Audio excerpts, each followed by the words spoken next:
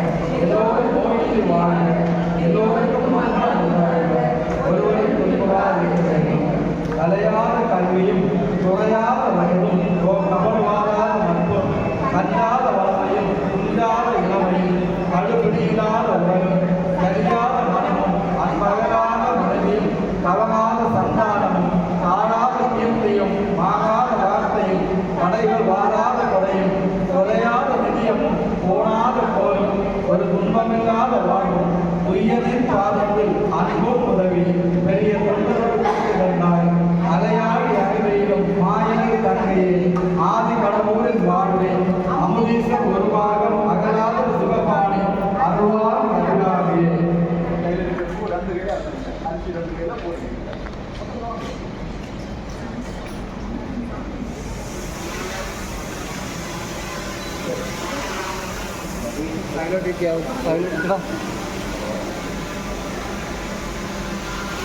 அகநிலை எழுதி காத்து அருந்தனம் ஈட்டி நல்ல முறையில் தானம் செய்து மூத்தோர் விருந்தினர் தேடி இறைவனை என்று பேசி இனிய நற்சேக வீட்டு நிறைய நீரோடு காலம் நேர்மா மக்கள் வாழ்க.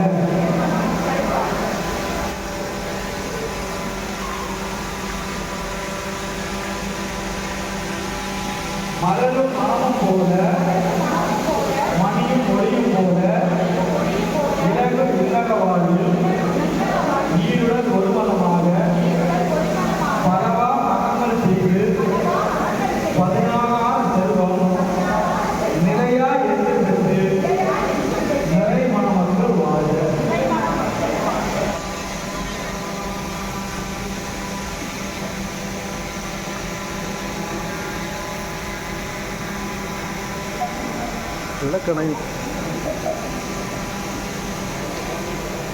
அனைத்து நிகழ்ச்சிகளும் மங்களமாக நடப்பதற்கும் மணமகன் மணமகள் உங்களுடைய குடும்பத்தார் மற்றும் உறவினர்கள் அனைவரும் எல்லா நலன்களும் பெற்று நிறைவான வளமான வாழ்வு வாழ்கிற பேரொரு புரிவாக இறைவா என்னை இந்துலமா வித்யாபீட பள்ளிமலை சார்பாகவும் வேப்பமத்திய சமயங்கள் சார்பாகவும்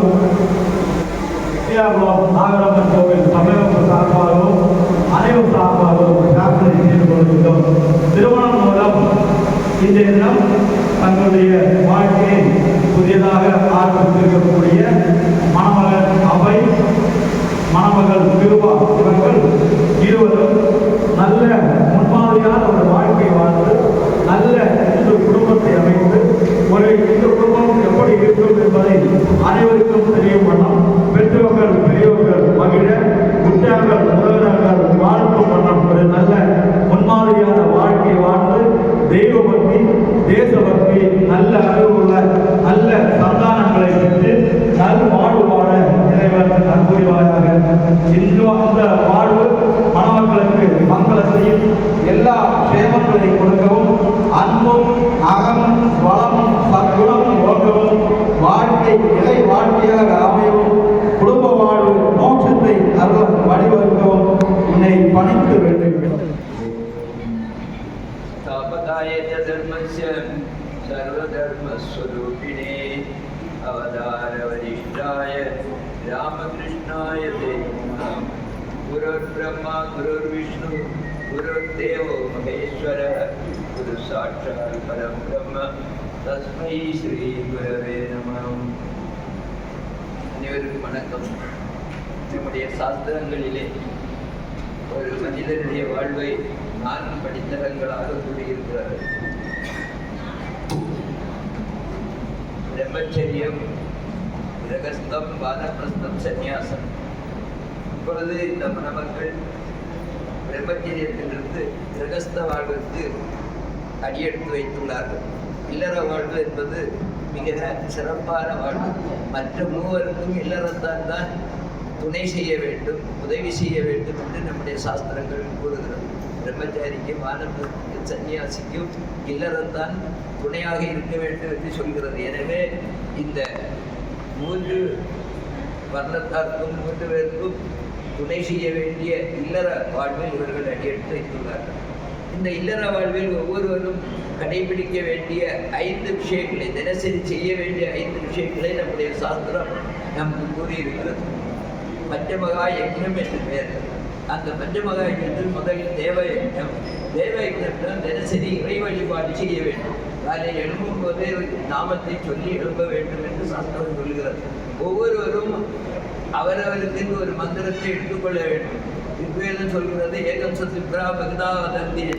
எல்லா மந்திரங்களும் ஒரு இறைவன் ஒருவன் தான், அவனை நாம் பல பேரிட்டு அழைக்கிறோம். ஆனால் நமக்கு எந்த மந்திரம் எளிதாக மனதில் வருமோ அதை நாம் எடுத்துக்கொள்ள வேண்டும். தினசரி ஒவ்வொரு மந்திரத்தை மாற்றி கொள்ளணும். ஒரு மந்திரம் எடுத்தோம்னா அதை உயிருள்ளவரை உறுதியாக பிடித்துக் கொள்ள வேண்டும். அந்த மந்திரத்தை தினசரி சொல்லிட்டு எழும்பணும்.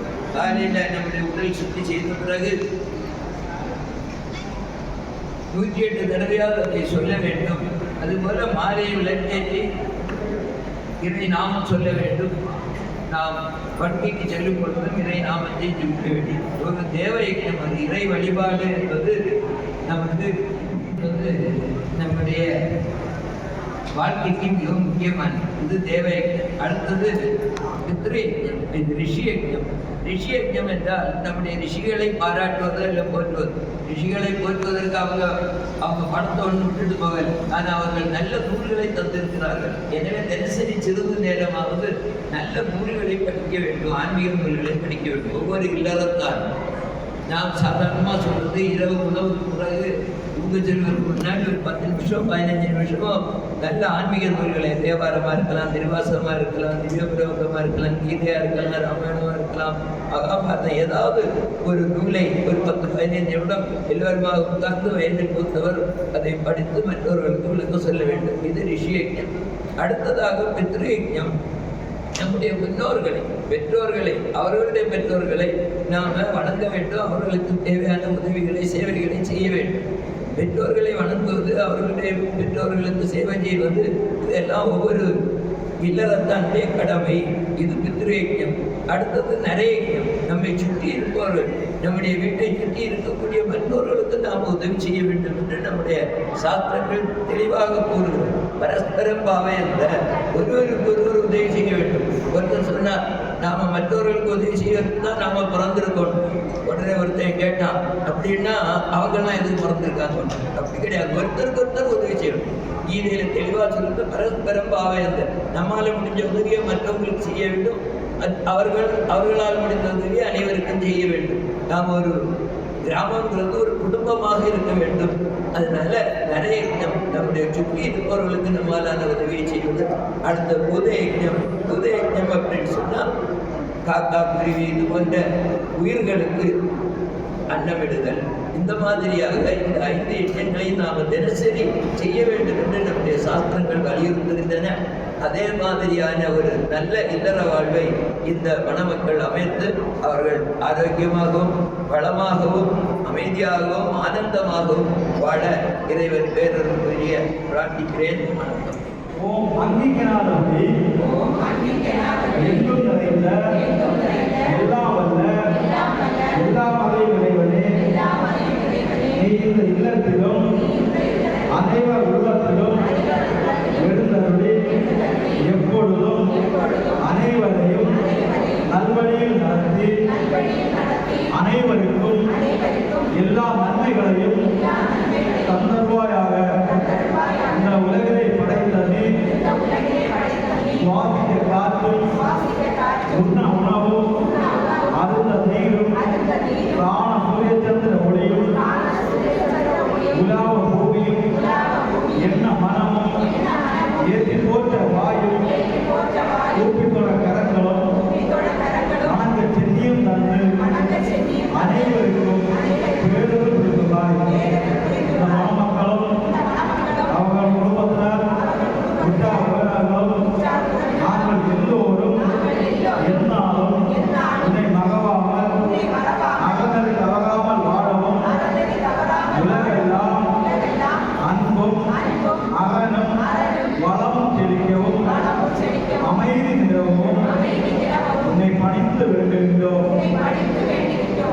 இந்த பிரார்த்தனை நடத்தும் இந்த மணமக்களும் அவர்கள் குடும்பத்தினரும் இவர்கள் உற்றார் உறவினர்களும் நண்பர்களும் உடல் ஆரோக்கியத்துடன் எல்லா நலன்களும் பெற்று நிறைவான வளமான வாழ்வாழ பேரும் புரிய பணிந்து வேண்டுகிறோம்.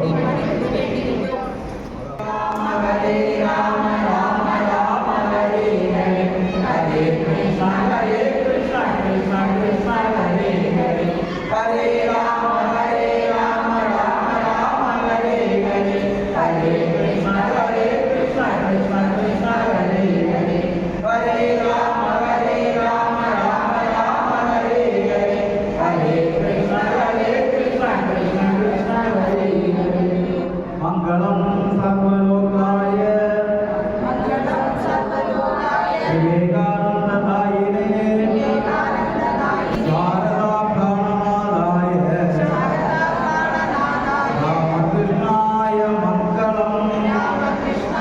மங்களம். ஓம் பூர்ணமத பூர்ணமிதம் பூர்ணாத் பூர்ணமுதச்யதே பூர்ணஸ்ய பூர்ணமாதாய பூர்ணமேவாவசிஷ்யதே.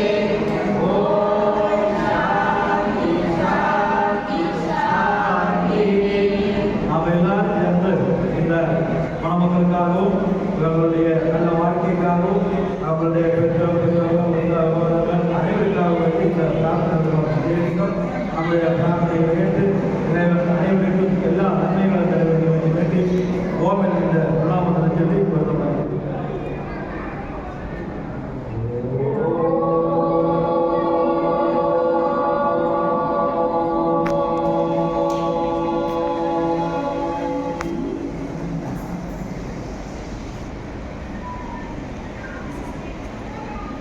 ஓம்